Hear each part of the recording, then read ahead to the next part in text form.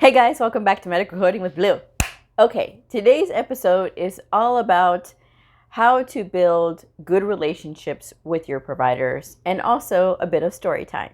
Okay, this is going to go hand in hand sort of with Monday's Motivational Monday, which is going to be about how to motivate your providers, which I will have a comprehensive list of some tips that you can do, maybe implement in your workplace on Monday.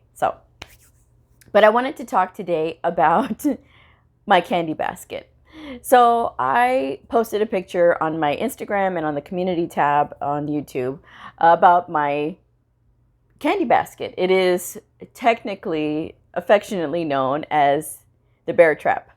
So I'll tell you what the bear trap means, what it all, the reason behind it. But this is my candy basket. I brought it home so that way you guys can see it if you hadn't had a chance to see the picture yet. So it's just a bunch of just different candy, Snickers, blow pop, whatever, and some chips or whatever. So if they want something salty or whatever. The reason that I keep this always stocked in my office is a few reasons. A lot of times providers, even ancillary staff, they're so busy taking care of other people that they don't take care of themselves. And they sort of just, they're so busy with all of these other things that they put themselves on the back burner. Well, when you start doing that, you can get burnt out, you can get edgy, you won't recall things as easily, things like that. I try to develop my providers in a way that it is comfortable for them, that they're able to learn, that they're willing to communicate, that they feel like it's a safe space, basically. I do this because sometimes they just need a breather, and they need a breather from all the pressure and all the patients and all the demands and the admin staff and all of these things. They need breaks too. They need to be able to go someplace where they're not going to be haggled and people need things from them. I provide this just because, there's no nothing behind it. I mean, I've had providers that don't listen very well come in here and ask, to get something out of the basket, which is fine, and I never ask for anything. The reason is I need them to just know that not everything is so pressurized. Okay, this is where they can go and feel like they can relax. And the reason that this basket has been so successful is of the way that things just sort of naturally happen. When people start to relax and I've had providers come in, I've had Dr. X come in, and he said, I just need a Snickers. So I said, yeah, sure, whatever. Take whatever, and I'll keep working. Well, then, of course, he's standing there, and then he starts talking. Well, and then as he's talking, he's, taking a few more candies, and he's just nibbling a little bit more. But then he starts asking questions. And so I'm like, okay. So I stop and I answer his questions. And then we start talking a little bit more about what's going on in his notes and what's going on in the clinic and things like that. And then by the time you know it, he's so relaxed. He's in a good mood. He's happy because of the simple fact that somebody stopped to listen. Somebody stopped and cared enough for his well-being. And this is the same response for every provider that has come in and looked at this basket. So this basket ended up getting a little famous. So I work in a network of hospitals, okay? So the systems trainer that I know, who incidentally is the reason that Dr. X and I communicate a lot, he went down to another city. And he was there for some meeting or whatever. And they had asked him, hey, don't you work at my facility, which I won't say, but don't you work at this facility, which is where I work, okay? And he said, yeah. And they said, is it true that there's a candy basket, the coders have a candy basket? for their doctors. And he said, well, yeah, actually it's one coder that does it. He goes, and yeah, I know her. She really does do that. They go, really? Like, she really puts out a candy basket and anybody can just come in and get whatever? And he's like, yeah, pretty much. He's like, she just, stocks in, and then he goes, but the reason that she does it. And then they were like, well, why? They go, well, when they come in, they start talking and they start asking questions, and she's able to teach them, and it's a teachable moment. So what do you do? What is the most alpha animal in the jungle? And they were like, I don't know, what? They go, a bear. And he goes, and then they were like looking at him like, a bear? He goes, yeah. What do you put out for bears? You put out food, right? So food attracts the bears, and the bears come in. It becomes a bear trap. And then they go, really? But they said, wow, that's really a neat idea that she does that. I didn't do that with that in mind, like attracting the bears and putting out, food for the bears to come. I didn't think of that initially, but when he said it, it was just really funny. And I liked the idea behind it, how he said it. And I was like, well, it's true though. Providers are really alpha personalities, and a little food never hurt anybody. A little sugar never hurt anybody. At least that's what I like to think anyway. And I'm really smart when it comes to putting this basket together. I don't break the bank. I get things that are on sale. I spend very little money on it, honestly, because I use coupons and I get stuff on sale. So whatever's in the basket, it changes all the time. But it is a sort of way to just sort of break the ice and just get people to relax, because a lot of times it's just everything is just so demanding.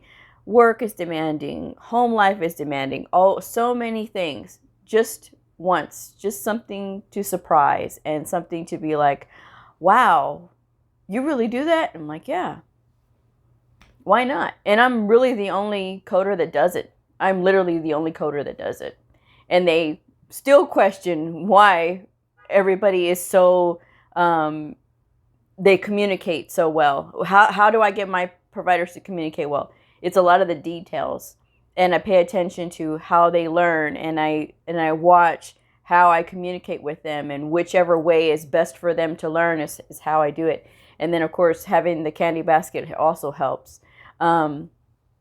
Because, like I said, it's just a good way to break the ice. And I like to cook once a month, in which, if you're following me on Instagram, I did do the pulled pork today, which was really very easy and cheap. I mean, pulled pork is cheap. A nice, it's a pork shoulder. No, pork butt.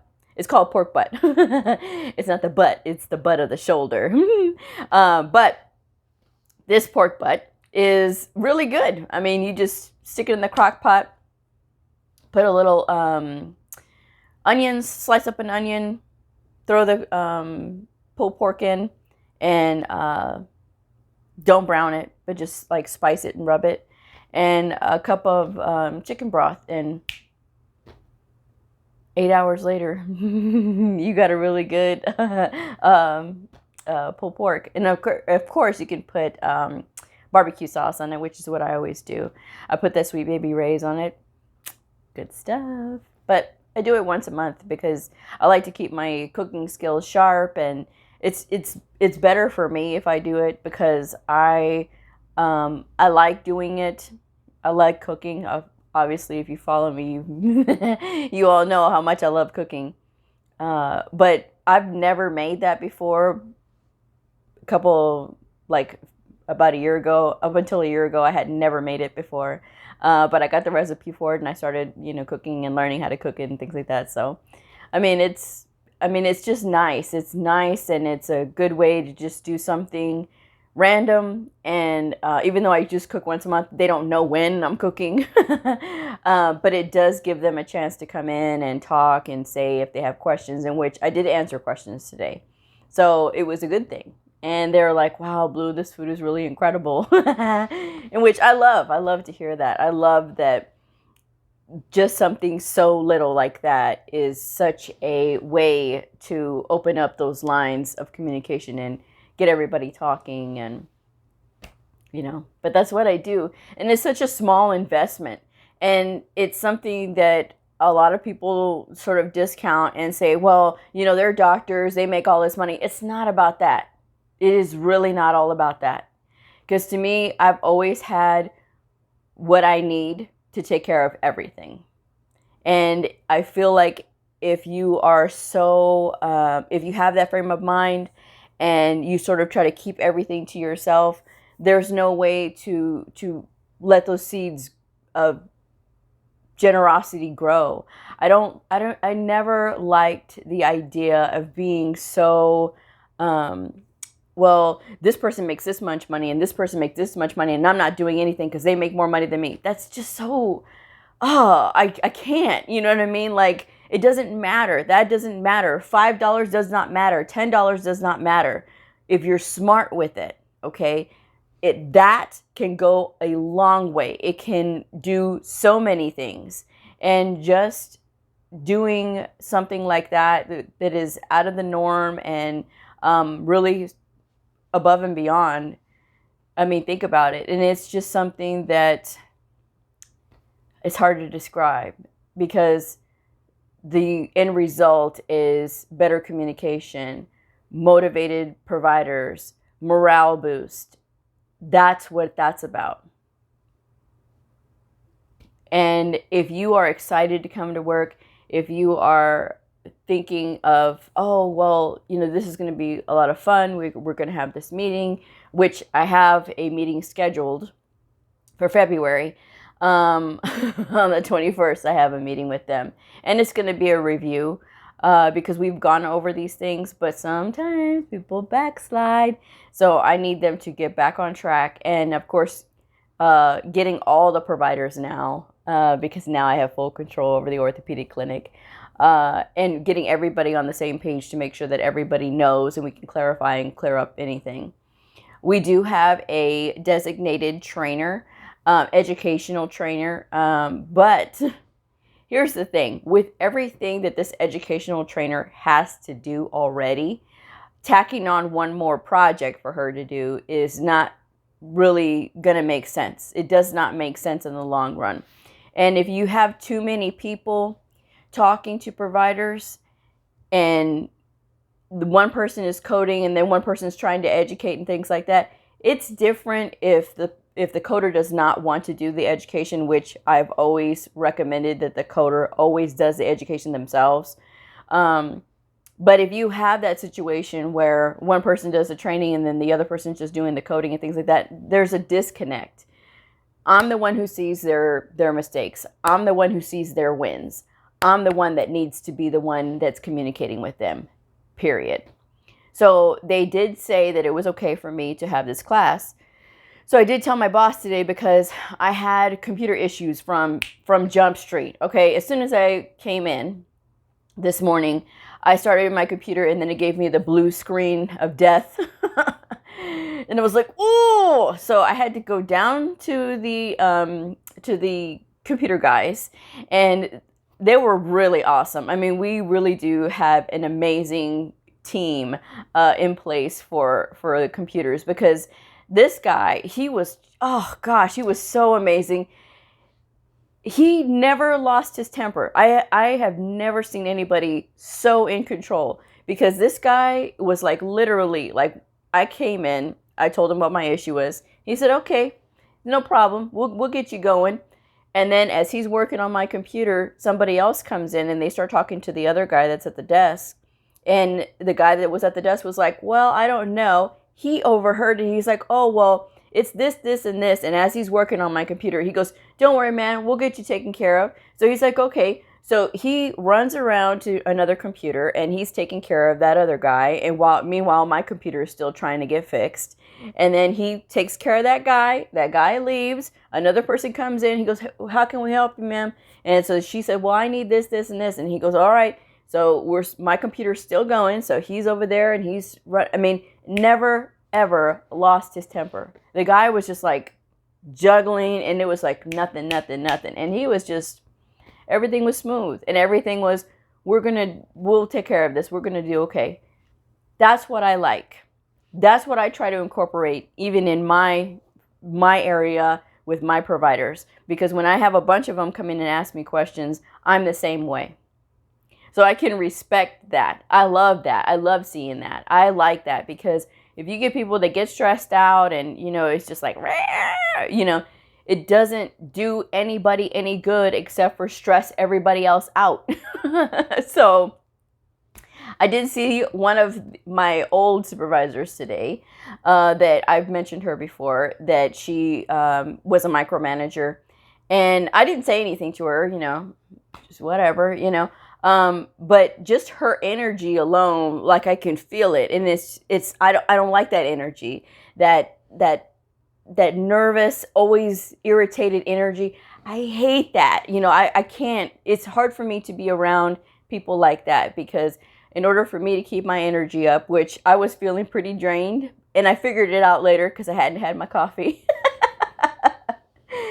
Anyway, just going through that and seeing him, I'm like, that's really awesome. Seeing that is really awesome. That's why I try to do that every day for my providers. I try to come in with a good attitude, and so that they know that I got their back.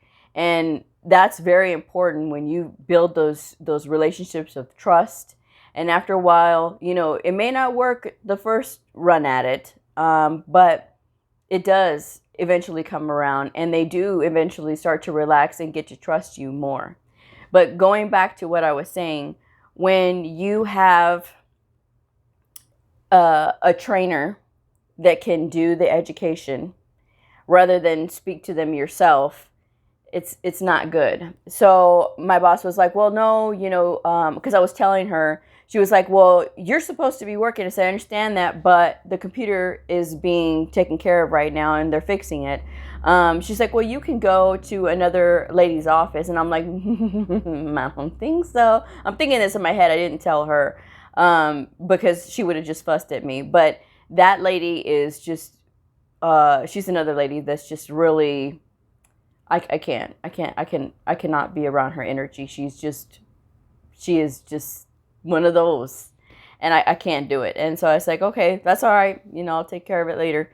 And I told her that I was working on those slides, and she's like, well, Blue, the educator is supposed to do that. I said, well, then I'll just bring her with me. It's still going to be my show. It's still going to be my slides. It's still going to be my information. It's still going to be my presentation. I'm not letting anybody else do the presentations for my providers, because I need to keep everything clean. Because then if you bring in somebody else that is not doing the coding, then if they say something, the doctors may interpret it, or the PAs may interpret it differently. And then all of a sudden, all hell's going to break loose. No, it's one voice. It's my voice. They're mine. I deal with them. I get the wins. I get the losses. Period. Okay? It's all on me. And again, that's where I insist on that. I'm very good at what I do. I'm extremely detailed. And there's really no other reason that I should give up that education for them.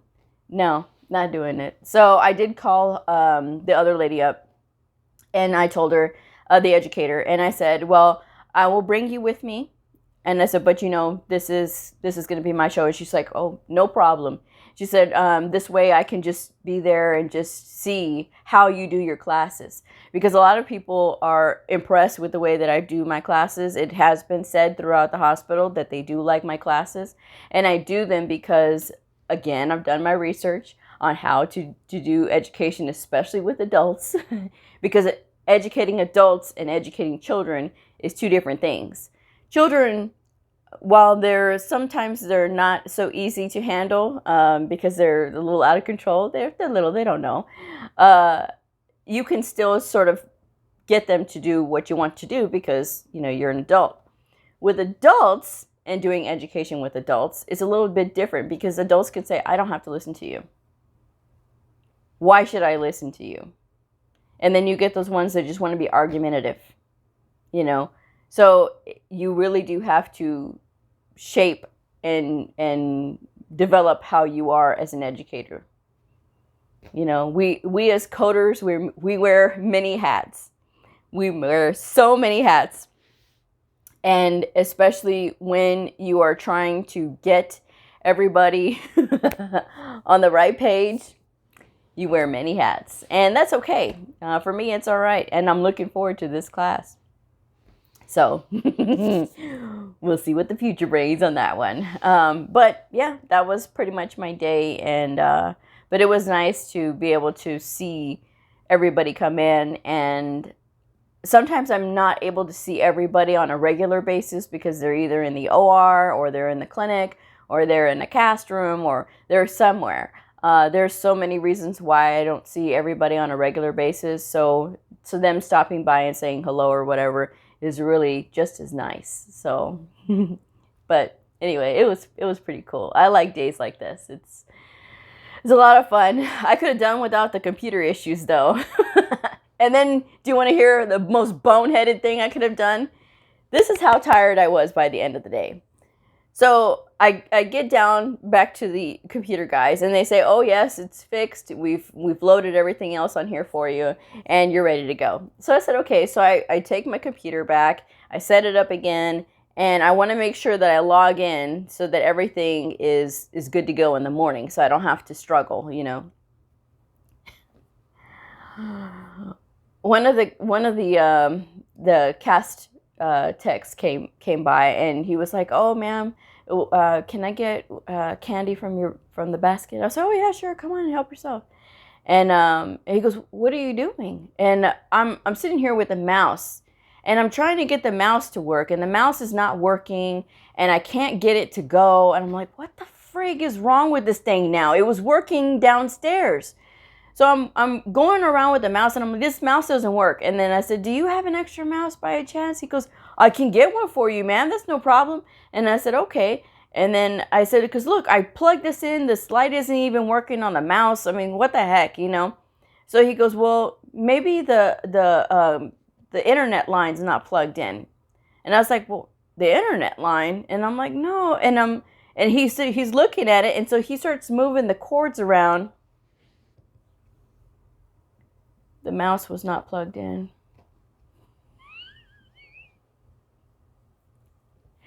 It wasn't plugged in.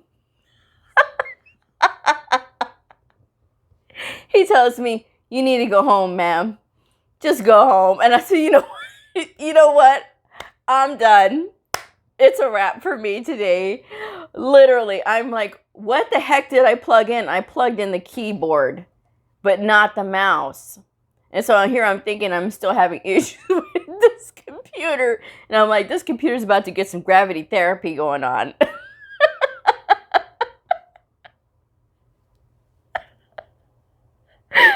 Oh, I still can't believe I did that. And I said, "Don't you breathe a word." He goes, "I didn't see anything. I didn't see anything." I'm done. I said, I'm leaving. I'm going home. I'm going to go stop and get a cup of coffee, which is what I did. I went straight to 7-Eleven and got a cup of coffee. And of course, everybody's looking at me like I've lost my mind. But I can drink caffeine in the afternoon, and it's totally fine. But I needed this caffeine because I'm just like, I mean, literally, like, my brain was like, "No, we need coffee now," you know.